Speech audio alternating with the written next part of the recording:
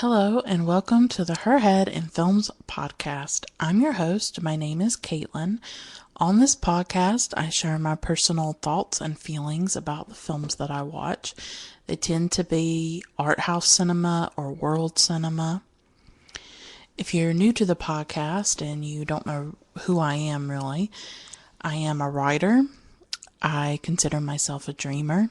I love literature, art, poetry, and in the last few years, since around 2011, I have developed a really intense, life-consuming passion for cinema, especially art house and world cinema. Cinema that is often outside of the English-speaking world and outside of the West, for the most part, somewhat.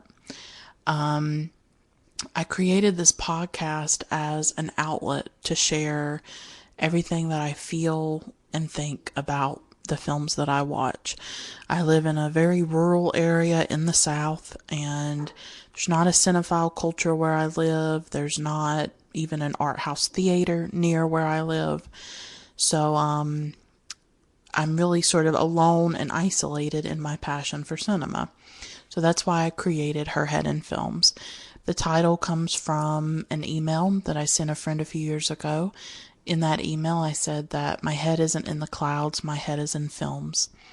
It's the perfect way to convey how I'm always grappling with cinema, how I'm always thinking about it, how often these films really intertwine themselves with my life.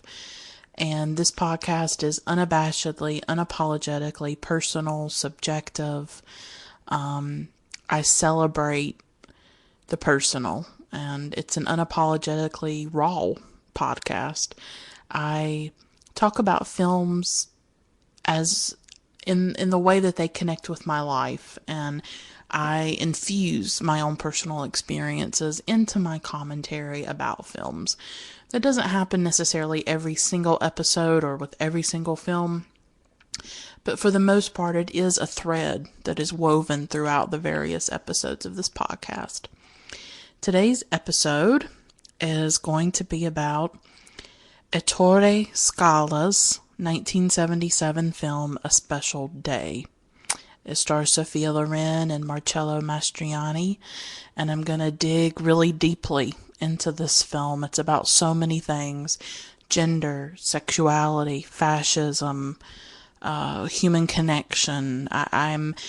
I watched it, and I immediately had to talk about it. I had never heard of it till I watched it, and was just knocked out by it. So I have to talk about this film.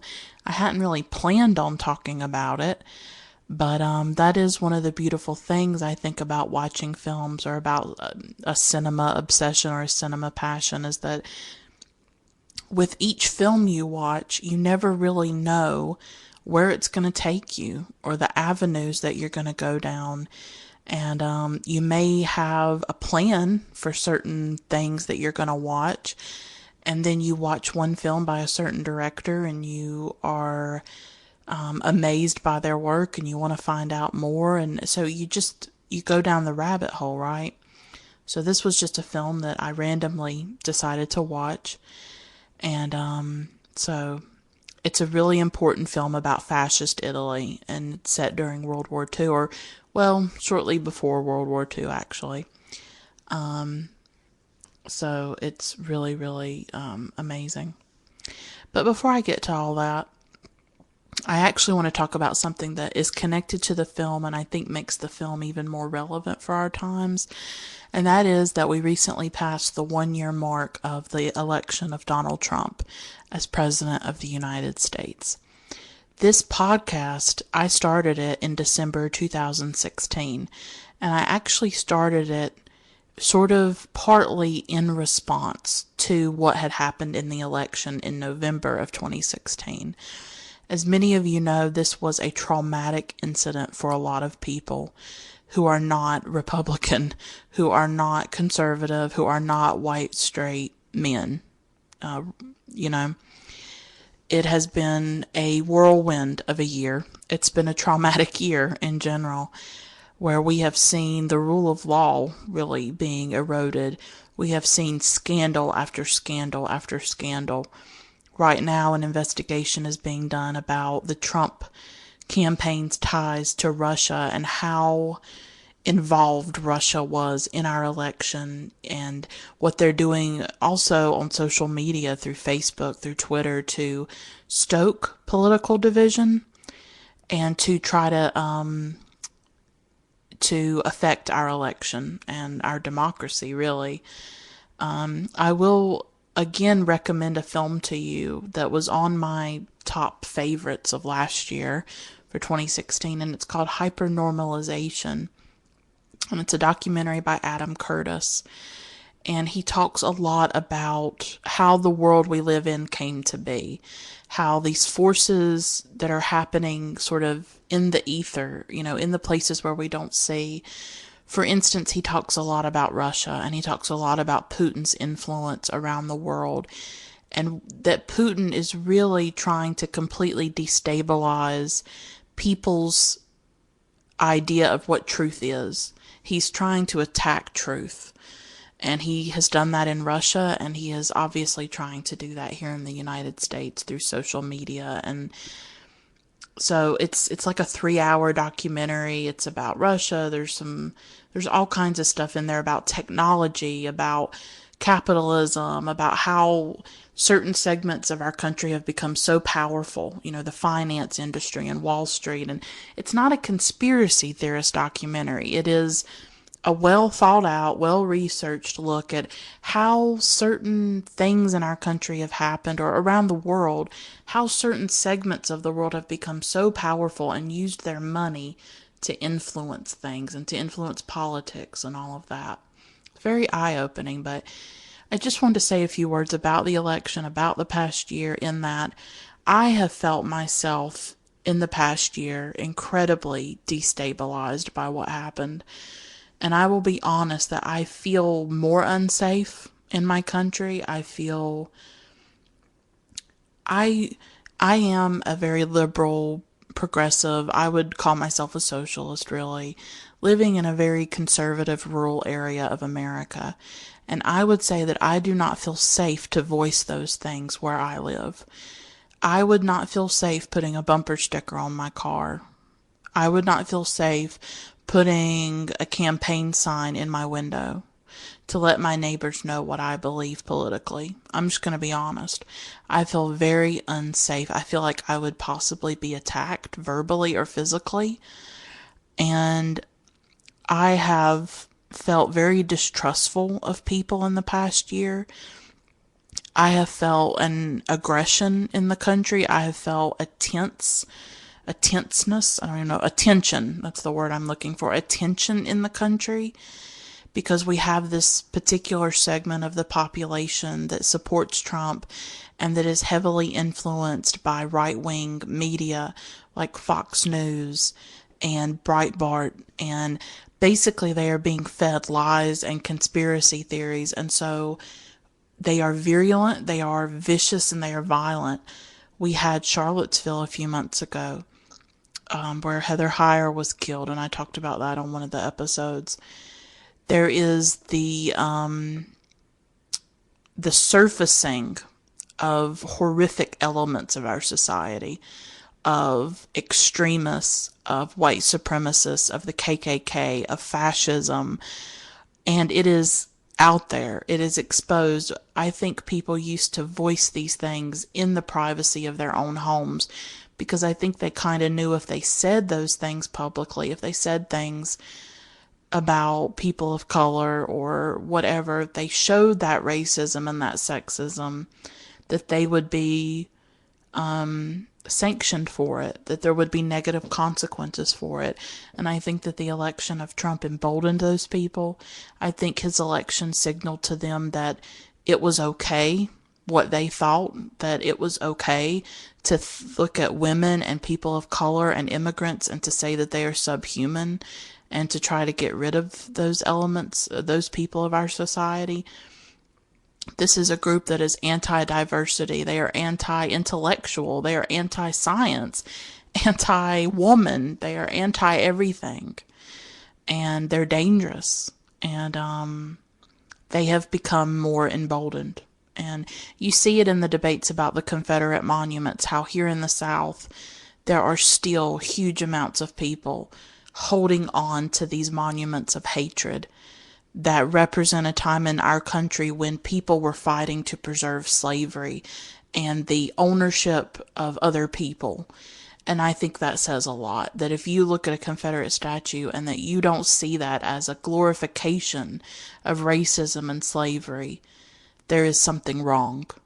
And so this segment of the population, there is no debating them and there is no talking to them, because they do not believe statistics and they do not believe facts, because their whole idea of what is true and what is real has been completely shaped by these extreme websites and Fox News. They have been so brainwashed and so convinced of things that are not true that to try to talk to them about something, it's almost impossible.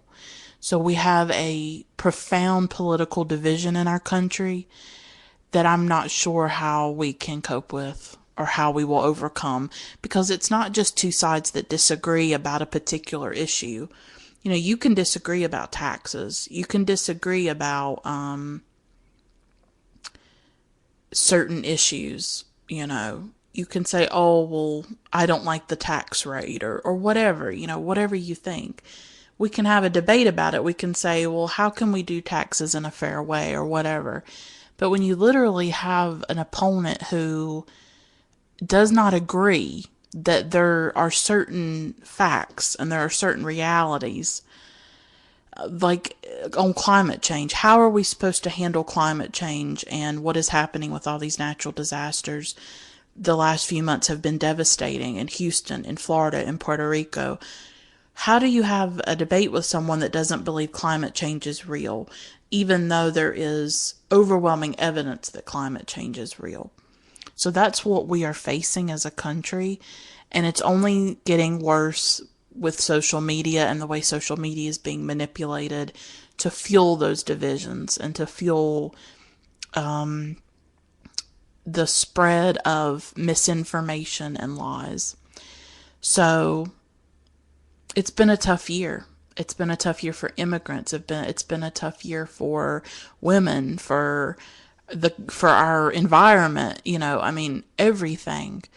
So much progress that I think people thought we had made has not been made. And the working class are struggling, the poor are struggling. Capitalism is just killing us. It's literally killing us. It's killing our earth. It's killing our bodies. So many people don't have health care still. 30 million people don't have health care. This world we are living in is so wrong and so messed up and so unjust. It's hard. It's been a hard year, and you just wonder if it had gone the other way. Where would we be right now? What would be happening? We have so many big issues that we're dealing with, whether it's climate change or the terrifying rhetoric surrounding North Korea and nuclear weapons, or natural disasters and violence and racial violence and sexual violence against women, and just so much is going on, and immigrants being treated like they're not even human beings anymore, and it's horrific in every way. So this is the particular moment where we find ourselves, and though it does not mirror World War II and it does not mirror fascist Italy,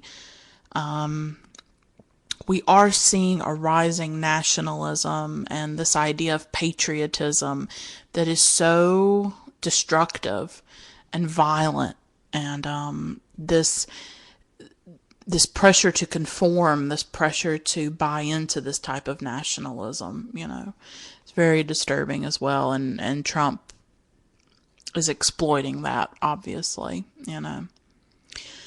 But I just wanted to say a few words about that. It's hard to believe it's been a year. So much has happened, and scandal after scandal after scandal. There's some new thing every day, and you're always destabilized, and you're always unsure what's happening. You know, one day there's the Muslim ban, another day he's trying to ban transgender people from the military, another day birth control coverage is being taken from women. You know, it's constant. And I don't think it's anything that any of us have lived through in our modern lives, really, in our lifetimes. So I want to talk about this film, A Special Day, by Ettore Scola. He's an Italian director. This is an Italian film, and I want to speak for a moment about my love for Italian cinema because I do believe that it is one of the great treasures of the world, what Italy has given us in terms of cinema. And I am a huge fan, especially of older Italian cinema, of the Italian neo-realists in particular. And even though I have not reviewed a film of the neo-realists, I certainly want to, and it is a big passion of mine, and I absolutely love these films. Roberto Rossellini, Vittorio De Sica,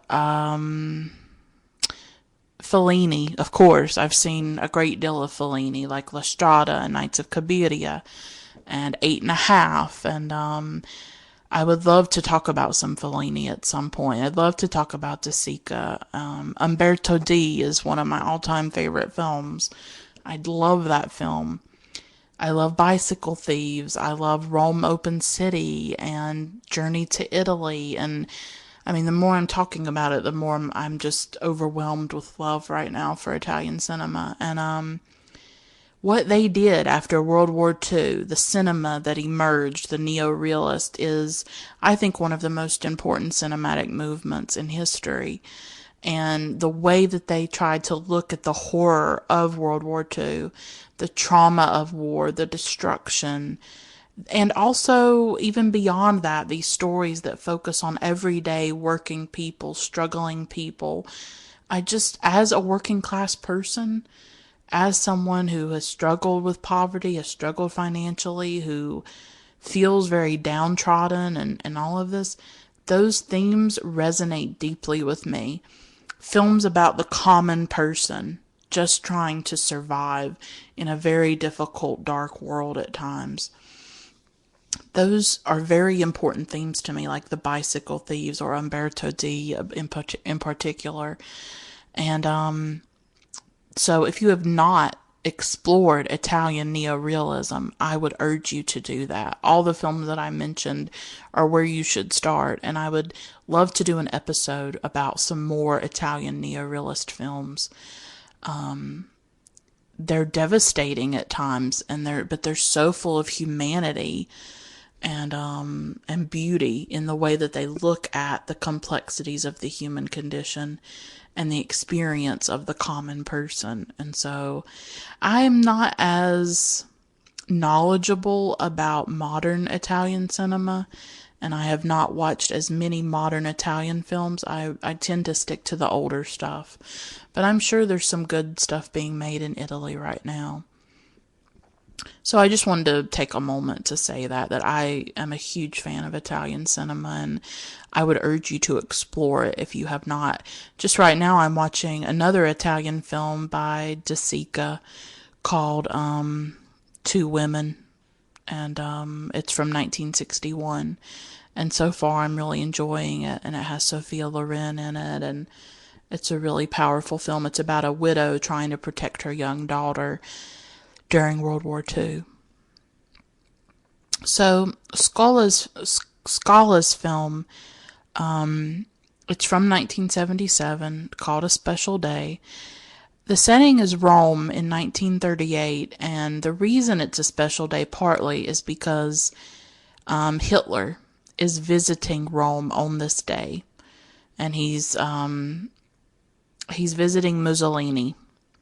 And so the Italian people are putting on festivities, and they're putting on a parade for Hitler. And that is the backdrop of this film. And it was made in 1977, as I say, so it's made 30 some years after the end of World War II. And of course, World War II was a traumatic event for Italy, for all of Europe, especially, Germany, Italy, all of those countries, Poland. And I am very interested in World War II. I have a very intense interest in the Holocaust in particular. I have talked about a few Holocaust films on the podcast, including Sophie's Choice and Phoenix by Christian Petzold. But World War II in general is a subject that interests me because it was such a massive historical event. It was so cataclysmic and it devastated so many parts of the world. Whether it's Japan with the dropping of the atomic bomb, which I talked about in my review of Alain René's Hiroshima Mon Amour, or it's Italy with A Special Day. This is 1938, so this is a year really before we have the start of World War II, but we are obviously on the precipice of it, and that is the backdrop of the film, is this day that Hitler is visiting Rome and meeting Mussolini. And it stars Sophia Loren as a woman named Antonietta. She is a housewife. She has 6 children and a husband. They live in an apartment building, a massive apartment building with lots of apartments in it. They seem to be, I would say, working class, for sure.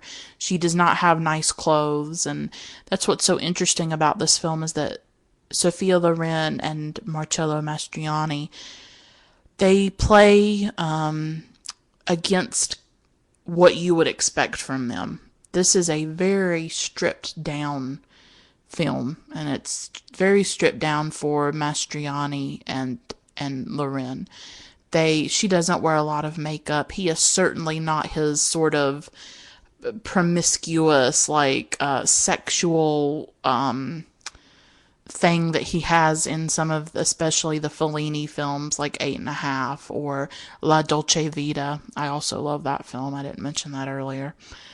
And these are much more subdued performances from them, and much more, rather than being larger than life, they are much more true to life, and these are small, quiet performances, I think. But they are gorgeous, and you see the talent of these 2 actors who have become such icons. I think when certain actors become these really big icons, you can forget that they are actually really great actors or actresses. You know, you get sort of blinded by the glamour and the beauty. And performances like this, movies like this, sometimes allow them to show what they're really made of. And I think Loren and Mastroianni do that they show you why they are such great actors. So Sophia Loren plays Antonietta, and Marcello Mastroianni plays Gabriele. And I hope I'm saying that right. I'm trying to pronounce these Italian names properly, and I did my best to research them. So, and Mastroianni plays a gay man, actually, which is very against type for him. And he doesn't play it in a really flamboyant way or anything like that, which can tend to happen sometimes when straight men play gay characters. They can tend to overdo it or turn it into a caricature or a stereotype. And Mastroianni does not do that at all. This is a very subdued performance for him. And something really interesting about this film is the technical aspects of it. And one is the cinematography. There is this color to the film that is like a sepia color, which I think sort of immediately immerses you in the 1930s. Because when we look at old footage of things from that time, it tends to be black and white, or it tends to have that sort of sepia look to it. And so perhaps that is why the cinematographer Pasqualino de Santis chose that sepia color. But it does make the film very unique. It's not a color that you come across very often.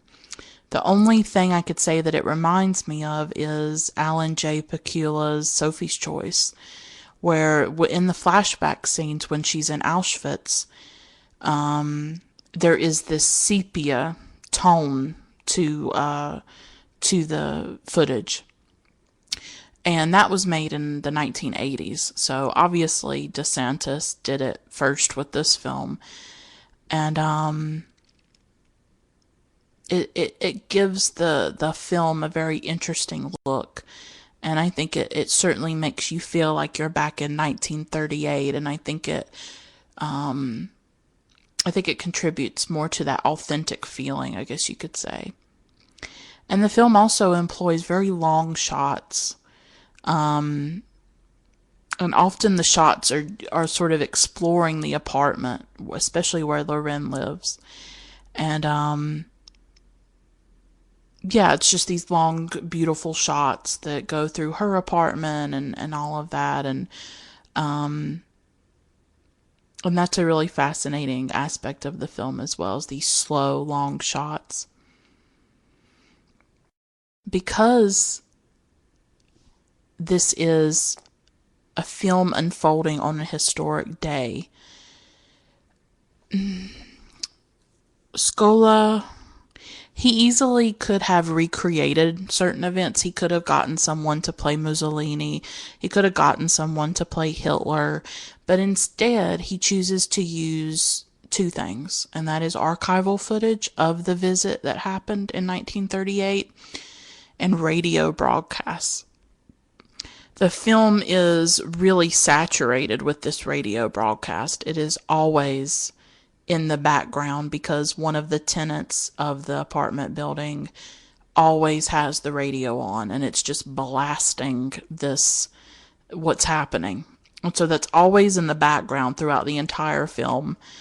So the political backdrop, the political event is always encroaching, and it's always intervening into the lives of the characters, even though it is more in the background in some ways, but it's always present to some extent.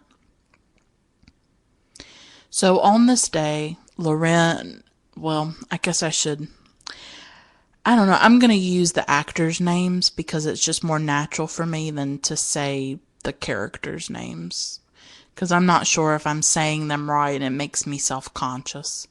So I'm just going to go with Loren and Mastroianni. So this day is very important, and Loren has 6 children.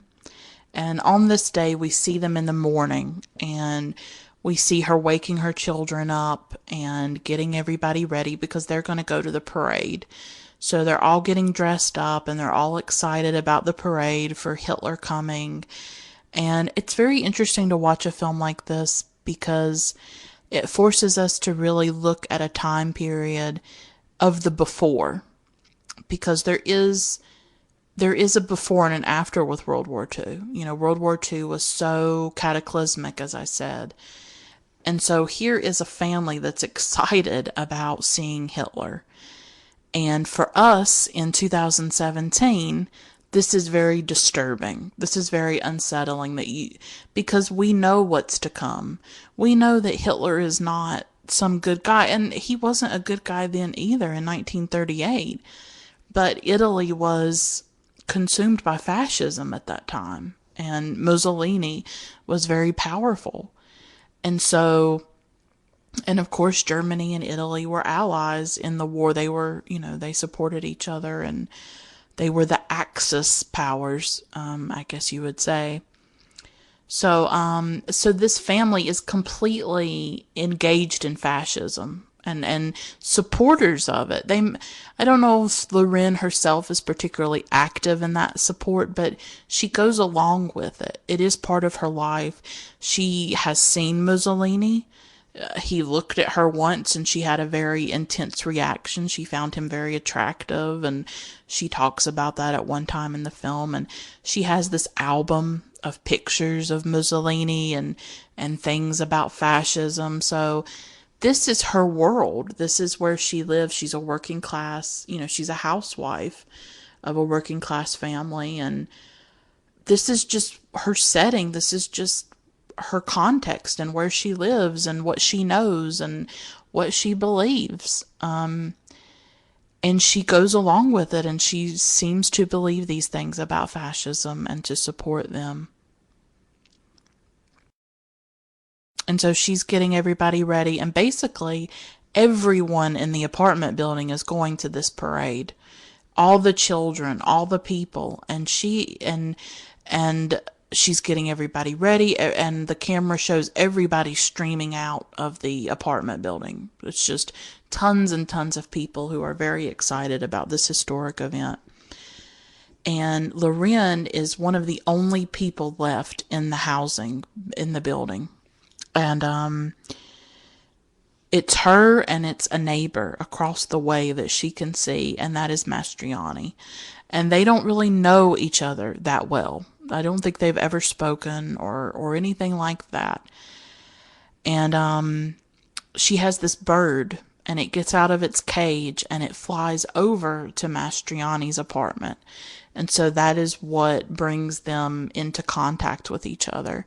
And it's this fascinating idea to me. You know, the whole apartment building is empty. Everybody's gone except for one of the tenants that's blaring the radio.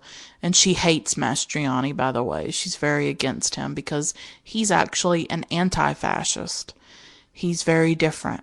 And he's a homosexual. And under fascism in Italy, homosexuality was seen as deviant. And it was believed to be wrong and to be, it was not an accepted thing at all to be gay.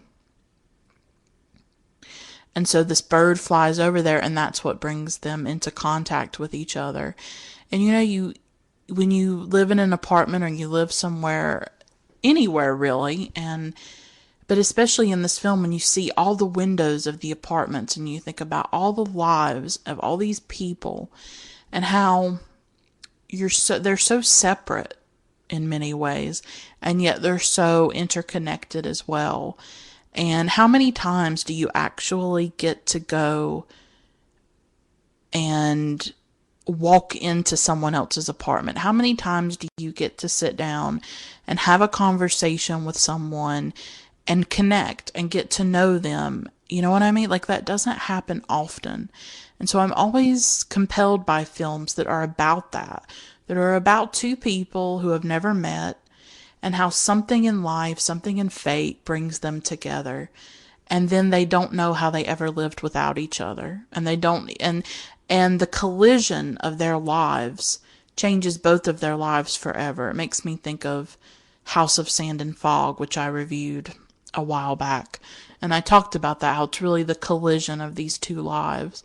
And that's what this film is about too, is about these two people meeting and what happens as a consequence of that, of this fateful encounter. And so Loren goes over to his apartment, and we see him in his apartment, and he's got papers everywhere, and he's got books. He actually used to be a radio announcer, but he lost his job, I think, because he was a homosexual or because he was anti-fascist. And I guess that came out, and he lost his job. And we see a gun on his desk. And so I think it's very clear that he is perhaps contemplating suicide to some extent on this day.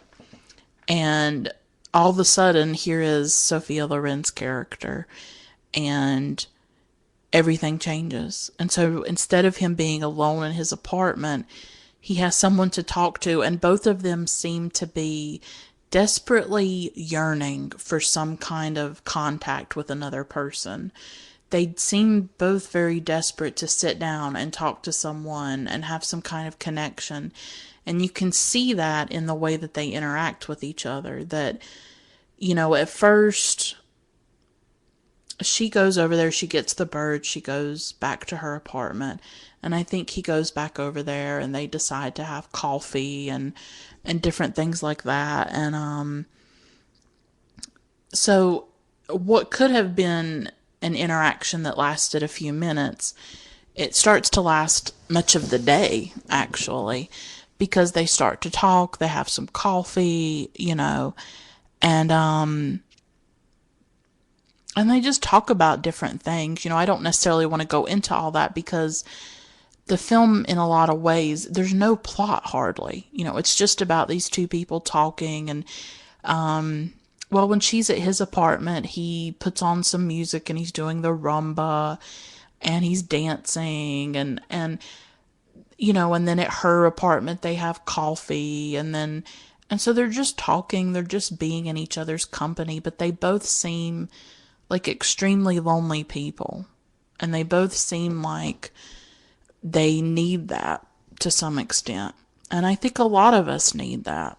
And I'm always interested in films about lonely people, about loneliness itself, about how disconnected most of us feel in the world. And these two people in particular feel that way.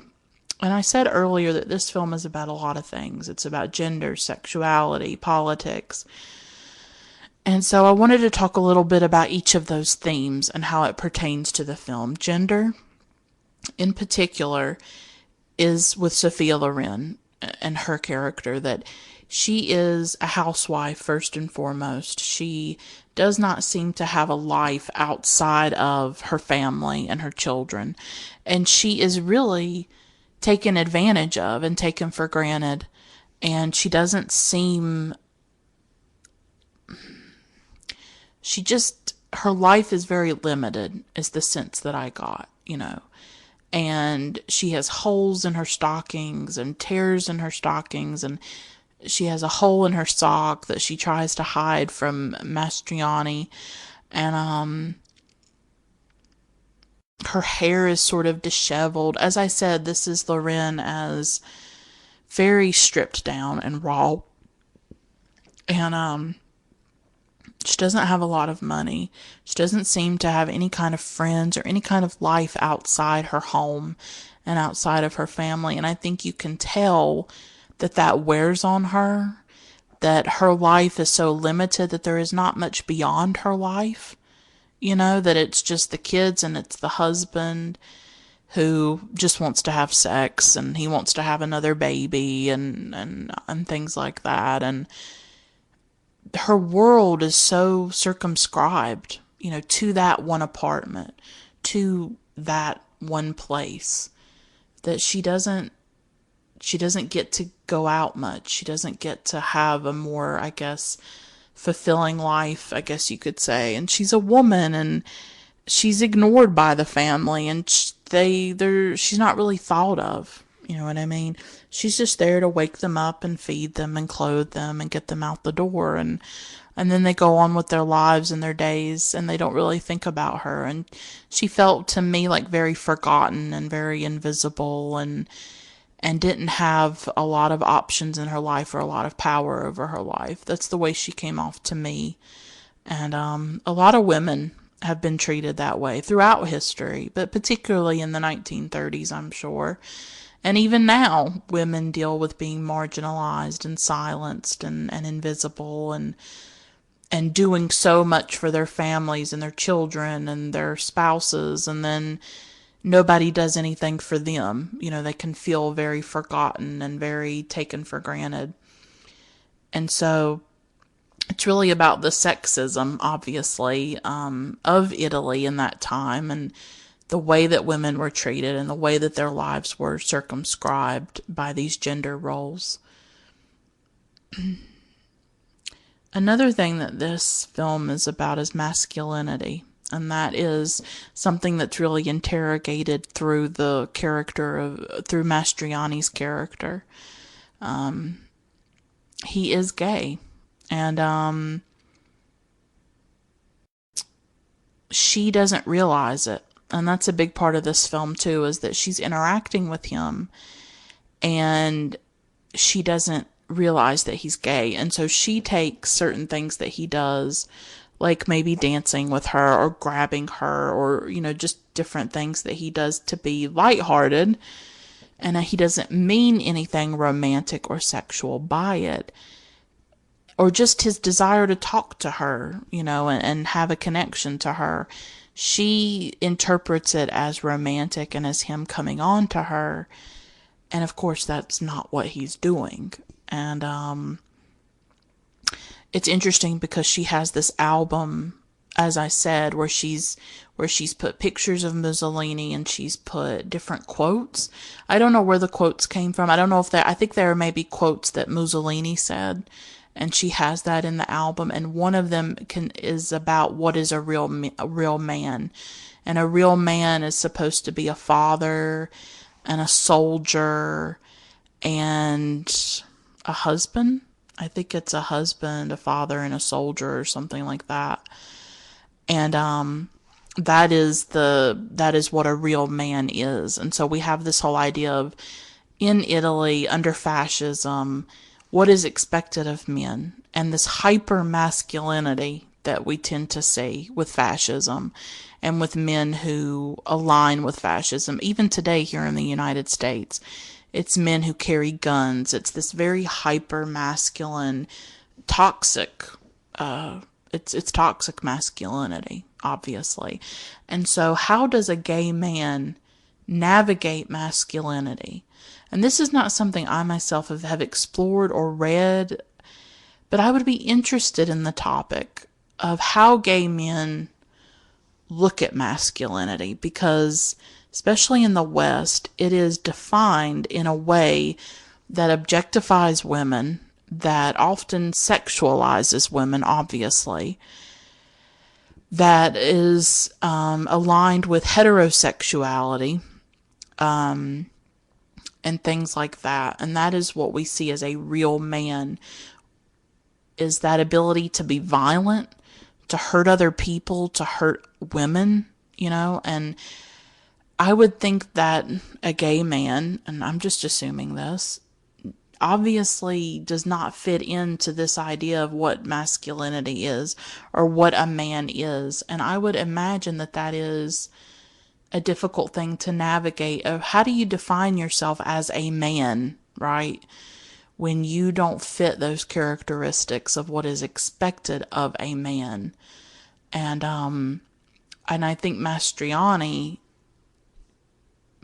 makes that visible to us, that he does not fit these ideas of fascist masculinity in particular. And he says that to her at one time. He says, "I'm not a father, a husband, or a soldier." And so obviously this film is showing how that masculinity is incredibly violent and destructive, and that Mastroianni does not fit into that world, and he's much more sensitive and much more tender and much more also artistic and intellectual.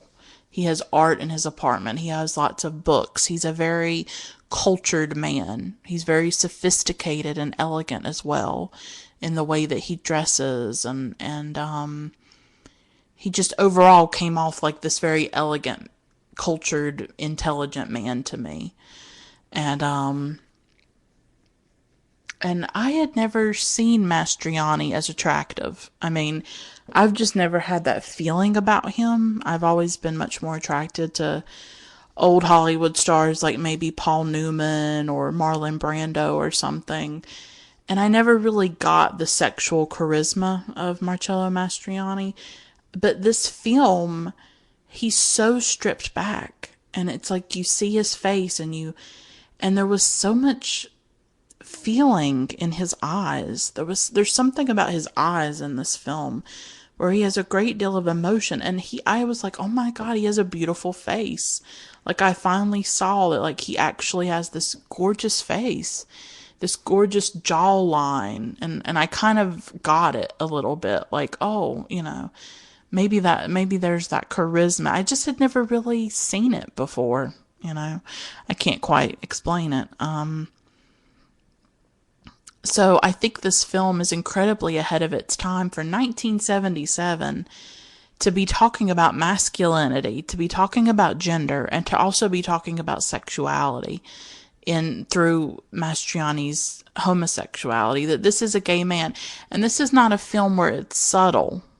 You know what I mean? Some films, they want to be sort of subtle about the gayness or the queerness, and it is not subtle. He is gay, and he tells her that he is gay because at one point she comes on to him. and she wants to initiate having sex with him. And they're outside on the roof, and she's getting the laundry, and so they're outside, and it's this very dramatic moment because he knows that she supports these fascist ideas. And obviously those are very conservative ideals, right? And yet she is willing to cheat on her husband while she would judge others, while she would judge somebody like him for being an anti-fascist. And so he is very aggressive towards her when he realizes that she wants to have sex with him, because he sees her hypocrisy, that here is this housewife who, is espousing these very conservative ideas, and then she's coming on to another man. She is sitting in judgment of other people while she herself is engaging in behavior that would be seen as deviant. And he tells her it's not going to happen because I'm gay. And it's this very intense scene where he's talking about, his homosexuality. So this film is incredibly upfront about it and confronts it head on, and I think is critiquing fascism and is critiquing masculinity through it, is saying, look how destructive this idea of masculinity is, and look how it oppresses men and women who do not fit these particular ideals of fascism or of gender. It obviously oppresses women, and it also persecutes gay men, because they deviate from these norms of masculinity and how particular genders should behave and how they should act, how men should act, how women should act. And obviously he does not fit into that because he is a gay man, and he knows that he does not belong there, that he is not wanted, that he is at risk, right? He is at risk as a gay man in Italy at this time. He is absolutely at risk, and his life is threatened because we know, I don't know the statistics for other countries with homosexual men, but I do know that Germany persecuted gay men in the Holocaust, and that several thousand or tens of thousands of gay men were killed or were imprisoned. And there are documentaries about it, and there are memoirs about it. There's a really great film called Bent, Bent, that is about the persecution of gay men. There's another one called it's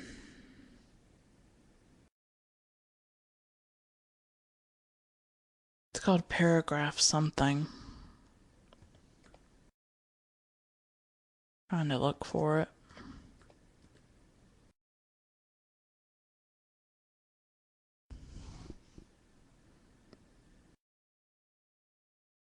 Paragraph 175.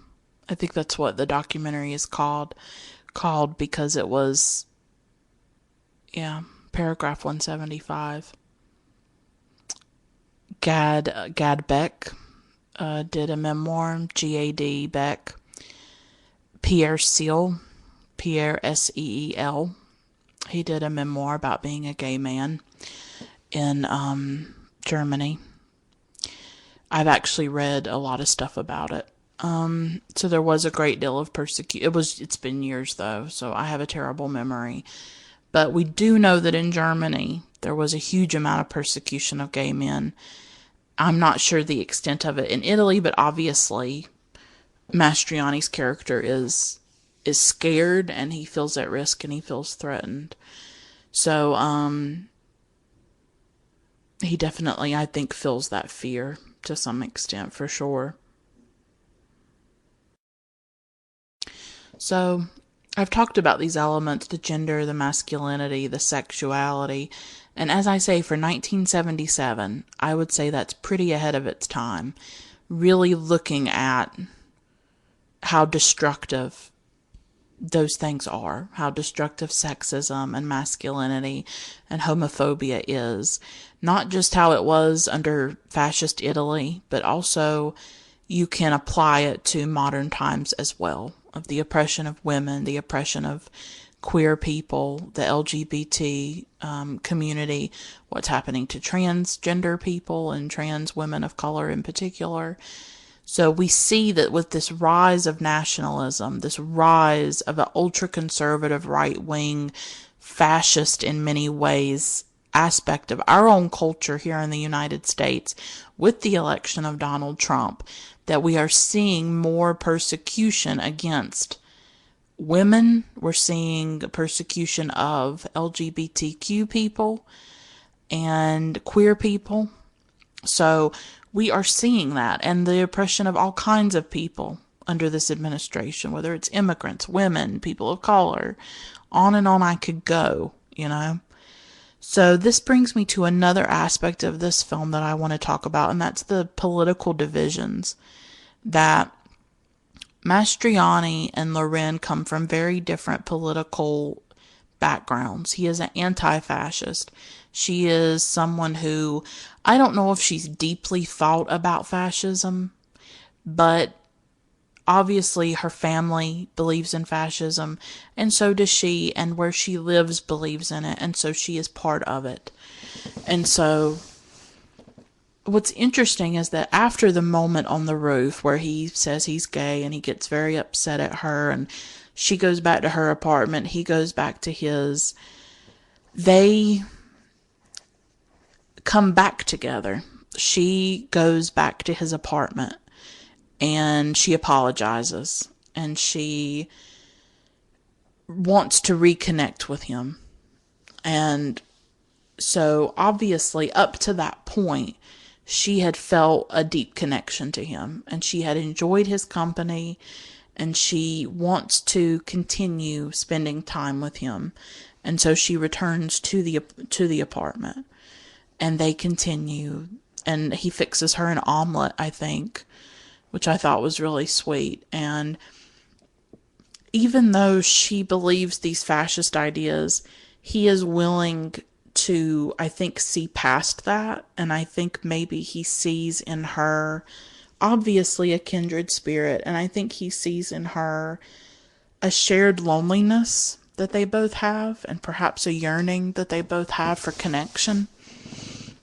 And so it got me thinking about the political divisions that are rife right now in the United States. And it made me think, you know, if these two people from very different spectrums of the political, you know, world can connect, can go, I guess, beyond the political to see the human, then perhaps we can do that as a country. You know, what is the alternative? We're very separated right now. We're very divided. And I don't want this to come off as I'm saying, well, we should forgive those white supremacists. No, I'm not saying that. And I get very frustrated with coverage that is very sympathetic towards Trump voters. I get very, very frustrated with it. I was frustrated with it right after the election, and I tweeted about it as well, that there was this idea that we needed to try to understand people who voted for a racist demagogue, right? You know, I mean, who, oh, it was just about the economy. It had nothing to do with sexism or racism, even though we know it did. And we do know it had to do with anti-immigrant sentiment. It had to do with racism. It had to do with hating women, right? So I'm in a conundrum myself in that we are so divided. And I find myself wondering, how can we bridge the divide? How can we reach across the divide? How can we have some unity again? And the thing is that I don't think we can reach the more fascist-minded element of the Republican Party, obviously. I don't think there's any way to connect with people who believe Breitbart and who believe Fox News and who think that there are all kinds of conspiracies and that Sandy Hook was a hoax and that Las Vegas shooting about a month ago was a hoax.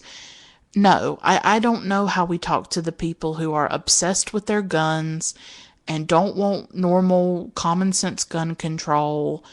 You know, I don't know if there's necessarily a way to reach those people, but I wonder if there is somebody, if there is a group of people who are maybe not that far gone. You know, they're not in the polo shirts and the tiki torches chanting KKK slogans. But maybe, you know, they're not that far gone, right? You know, is there any way we could reach them? And how do we do that? And what does that look like? How do we reach across difference? How do we talk to our fellow Americans and our fellow citizens and just have like a discussion as human beings one on one? Am I naive to believe that's even possible? Probably. I mean, even as I say it, I sound ridiculous, right? But I just thought it was interesting that Loren is believing these fascist things and Mastroianni doesn't, and he's against that and he's anti-fascist, and yet the two of them are able to connect in a particular way that I think actually destabilized her political beliefs. And I think it made her, I do think it changed her. And I do think it opened up her mind a bit. That here she was meeting a gay man, which under fascism is seen as deviant and wrong. And here she is meeting an anti-fascist, and here she is connecting with a man like that, and seeing him as sensitive, and seeing him as tender. And, you know, she sees that, and she feels a connection to him, and she feels tenderness for him. And I don't know how that couldn't possibly change her political beliefs. It doesn't mean that she's going to share that with her husband and children, but perhaps there's a resistance that can go on inside of her, you know, that maybe she'll throw that album out with the Mussolini quotes. I don't know. But I felt at the end of the film that something had changed in her by meeting him. And so, how can we facilitate those interactions and those discussions of with people who are afraid of difference and who are afraid of the other, and perhaps show them that there is nothing to fear? That, you know, I don't know. And I'm not excusing people who believe those odious, disgusting things about transgender people and about people of color and about women. But I also wonder, how can we bring more people to our side? How can we reach some people? We can't reach the terrible fascist, KKK racists, right? We cannot reach them. I mean, maybe some of them will eventually change. I don't know. But how can we get those people that are not quite that far gone? I wonder it all the time. I wonder, how can we bridge those divides? How can we reach across the gulf that separates so many of us? And I don't have a question. I don't have an answer to that question. I really don't. But I think this film is so interesting to watch in light of modern America and what's happening with Trump and what's happening with the rise of fascism and nationalism here. And how two people set within that context and against that backdrop can connect to each other, you know, and can do that. And something about this film I found fascinating was this idea. I mean, when we think about World War II, we think, how could you not do something?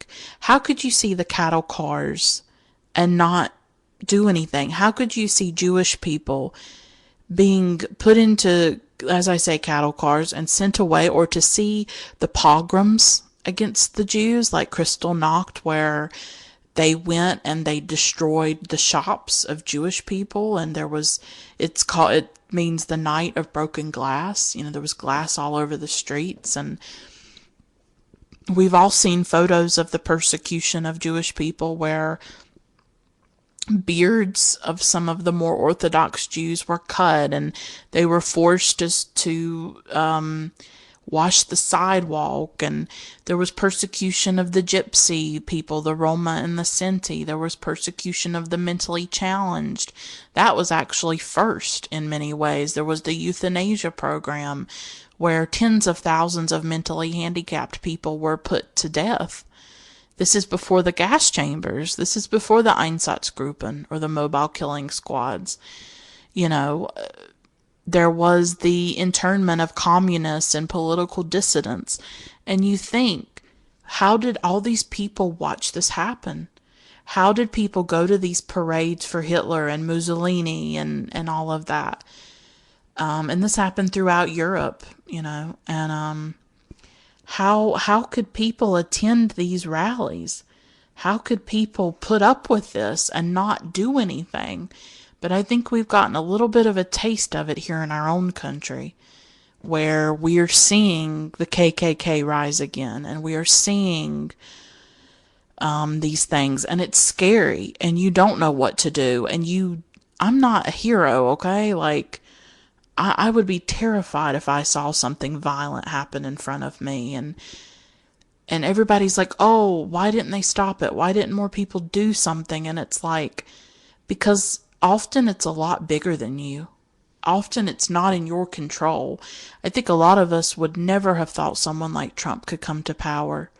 We would never think that this kind of rhetoric would become mainstream, where you call Mexican people rapists, and you talk about grabbing women's genitals, and you attack military families who have lost loved ones, and you do all of these things.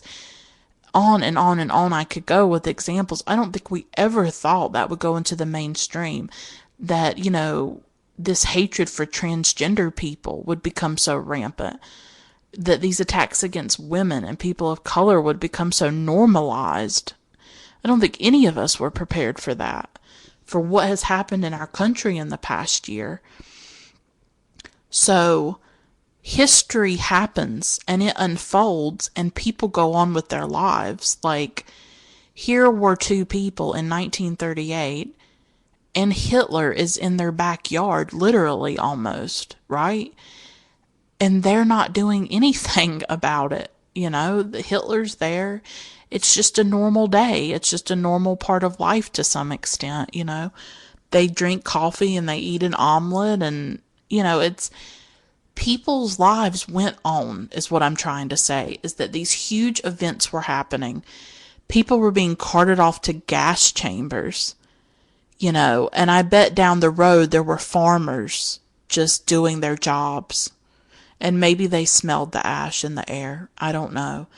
But life went on. People got married. People had children.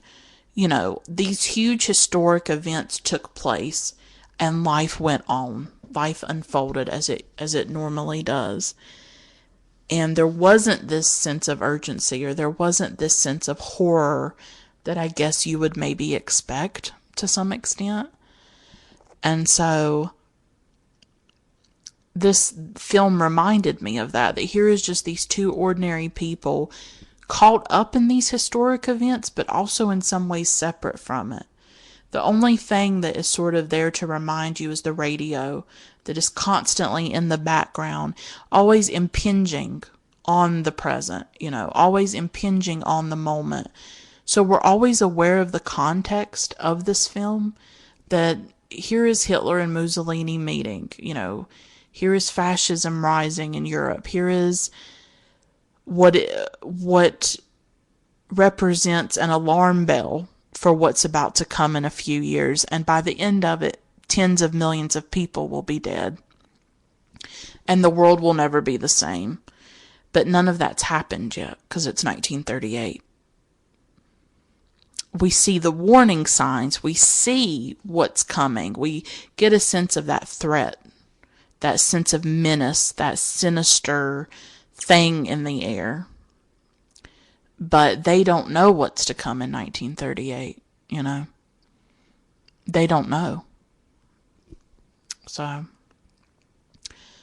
now at the end of the film, there's an interesting moment, and it is when Loren and Mastroianni have sex with each other. And I was shocked by this, I must be honest, because Mastroianni is gay.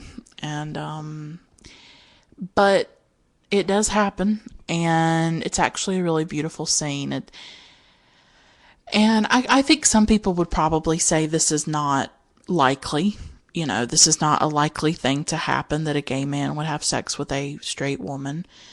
I was surprised by it, as I say. I don't know if it's authentic. You know, I don't know if that would really happen in real life. I'm not totally sure why it was included in the film. I don't think the film necessarily needed it. I think there were maybe other things that could have happened, like maybe they could have just laid and held each other, you know. That's something that I think could have been sort of tender and moving. I'm not sure why it had to go there with them having sex, but I will say this. It felt to me like I say, it felt like a moment of tenderness, and it did feel to me like an attempt to connect. And Loren's character in particular just feels starved for affection. You know, she just seems to crave touch to me and crave contact with another body and another skin. And that was something that came through for me about Loren's character. And I don't know if other people caught that quite as much, but for me it was quite apparent.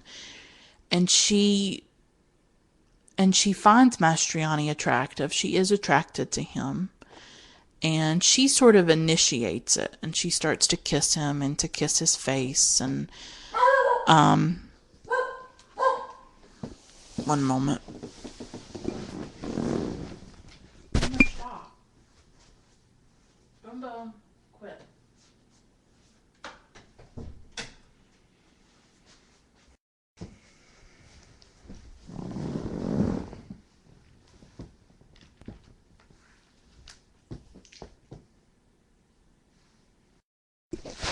Alright. Sorry about that.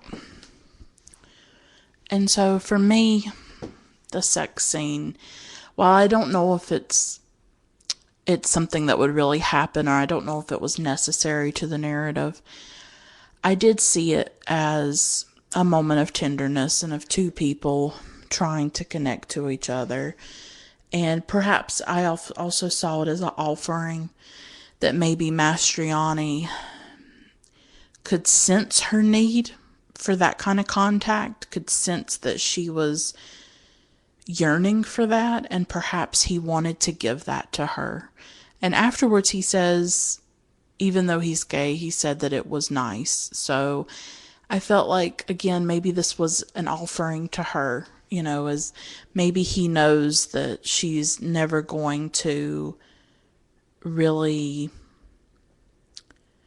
you know, have this with someone else, that this is maybe her only opportunity to experience this with someone outside of her husband.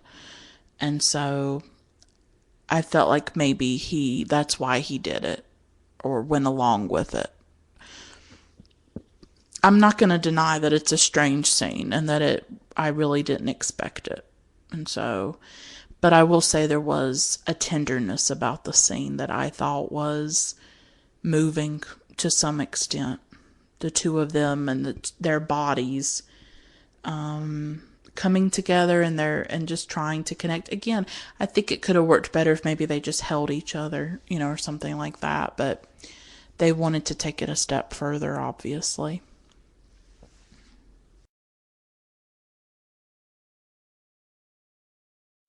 And so after that, you know, the day pretty much has come to an end. People are starting to return back home from the parade, and so Loren knows that she needs to get back to her apartment and back to her family, who is going to be returning very soon. And so she goes back to her apartment, she goes back to her life, and there's definitely a sadness about it. You know, they come in, they eat dinner, you know, they're just talking about the day, and it's kind of like she's not even there. I think her husband wants to have sex or something that night. And so, again, she is just sort of reduced to this, she's just there for her husband to have sex with her or to take care of the kids.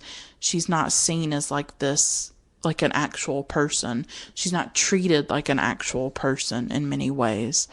And so there's just something really sad about her that she goes back to her life, and I felt like she had really been impacted and changed by her interaction with Mastroianni. And I did feel that some of her political beliefs had been a bit destabilized. And I felt like her world had maybe been opened a little bit by spending time with him and feeling very connected to another person. And I think human connection can be incredibly powerful. And I don't just mean sexual connection or romantic connection, which is what's partly kind of beautiful about this film, that up until the moment they have sex, their connection seems to be much more about friendship. And it seems to me to almost transcend the romantic or the sexual. Because especially here in the US and in Western culture in general, we really centralize romantic love. And we do not make space for other kinds of love and other kinds of connection. We don't value friendship enough, I think, or non-platonic love, or is it platonic? Yeah. I've never understood that word very well, but non-romantic love. And we always have to sexualize it. We always have to sexualize things for some reason. And I think there's something really beautiful about connecting to somebody, whether they are male or female, or whether they're the same gender of you or another gender from you. I think there's something really beautiful about just connecting to somebody, and it not being sexual and it's not being romantic. And we just tend to believe that the only really deep relationship you can have is through romance or sex. And I think that there is an argument to be made that you can have really deep, lasting, beautiful connections with people that have nothing to do with sex and nothing to do with romance. And I wish we made space for that more often, and I wish we valued that. And so I felt like this film, for the most part, until the sex scene, which even then, even though they have sex, it's almost like two friends having sex. You know what I mean? It wasn't exactly passionate. It was more of, like I said, more of like an offering or a gift, or just trying to connect in some way. And so I felt like this film showed that you could connect to somebody outside of it being about sex or desire or romance.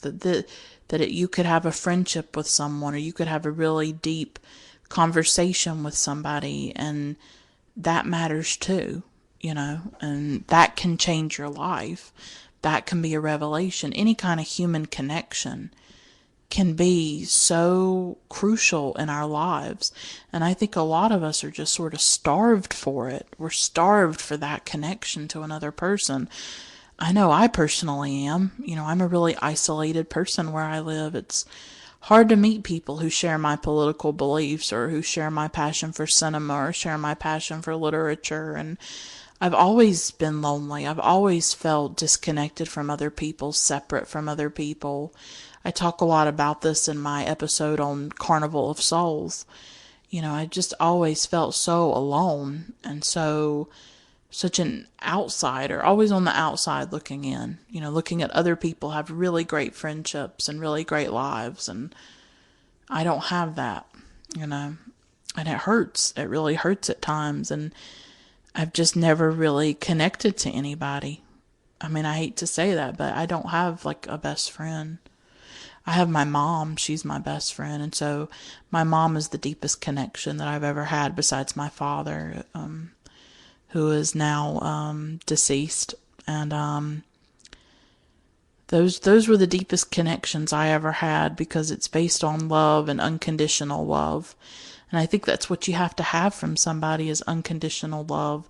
That no matter how terrible you might be sometimes, or because we all have our moments, I certainly have mine, that they will love you no matter what.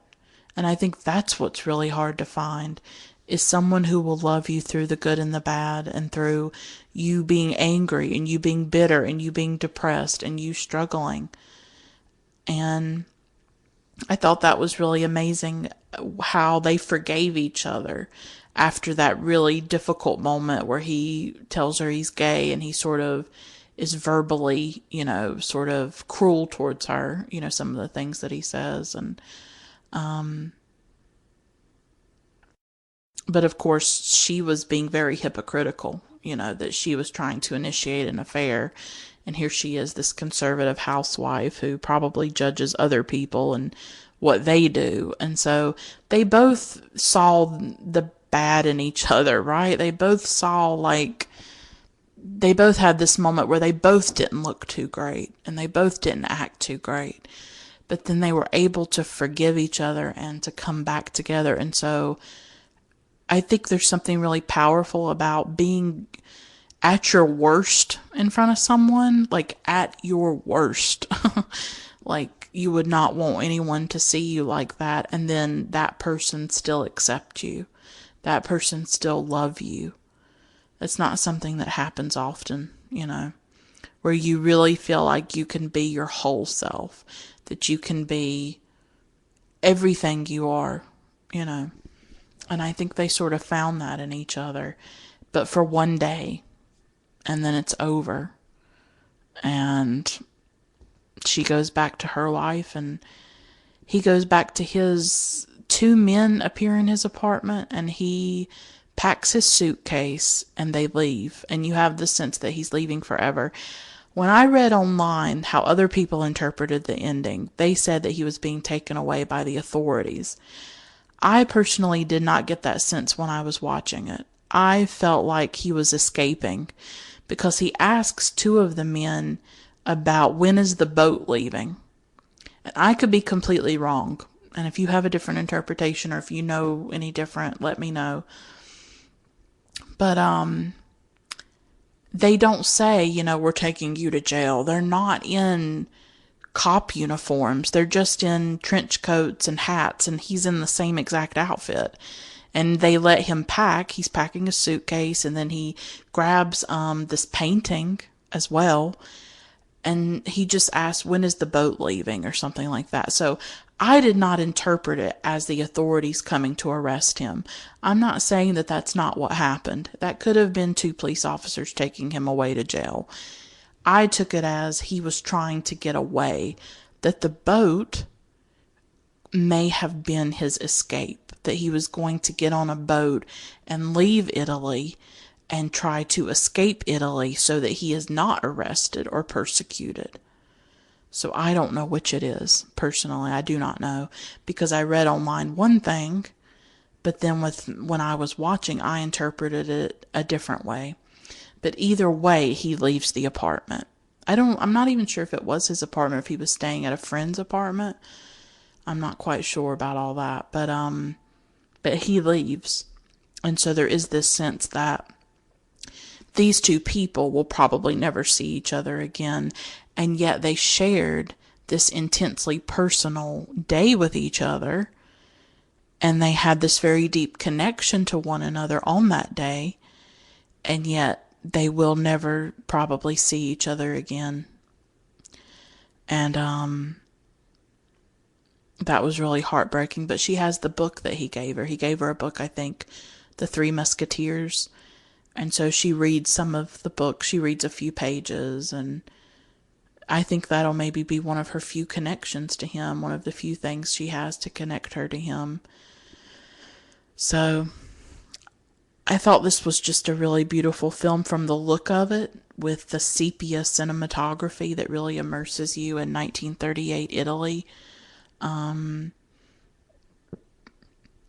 the really progressive themes of the film, which is about the oppression of women's lives, of gender, its interrogation of toxic masculinity, its look at sexuality and the persecution of homosexual men, its look at the devastating toll of conformity and what it means when you don't conform. he especially does not conform. He cannot conform himself to those ideas of masculinity and of what a man should be and all of that. And he cannot conform to these very conservative, hateful laws, that basically say that he should not exist, And obviously shows the destruction and the destructive side of, or the destructive essence, really, of fascism. How it completely flattens people's lives and limits diversity, limits difference, and forces people to conform, and really, I think, strangles people's lives. Fascism is obviously a terrible, terrible thing. And the fact that it is rising again in its unique form here in the United States is really scary. And all we can do is hope that we can vote in these elections and try to get some of these people out of office, get more progressive candidates in office. Hope that the rule of law wins out. We have seen the rule of law work at times, and keep resisting and keep fighting back in whatever ways that we are able to as individuals, and create solidarity, create movements like socialism, or support, movements like Black Lives Matter and socialism, and that are really fighting against fascism, fighting against this really scary conservatism and white supremacy that is on the rise here in the United States. And but at the end of the day, for me, this film is about human connection and two people trying to make some kind of contact with another person in the world. Two people who are profoundly lonely, profoundly alone, profoundly oppressed in different ways. Her as a woman, him as a gay man, and them coming together and finding comfort, solace, beauty in one another. And I think that can be a really amazing thing. And I thought that was probably the most moving aspect of the film, that against this backdrop of Hitler and Mussolini and fascism and World War II, here are two people finding some kind of connection with one another. And I think that experience will probably last them the rest of their lives. This is definitely just an astounding film. Loren and Mastroianni give such raw, beautiful, heartfelt, tender performances. I was so impressed with the work that they did. I had not seen them in these kinds of roles before, and they absolutely showed how talented and brilliant they really are. So, I love this film. I had to do an episode about it. I hope I did it some justice. If you're able to see it, I definitely recommend that you see it. It's really beautiful. So I'll stop here. Thanks so much for listening. Until next time, keep watching great films.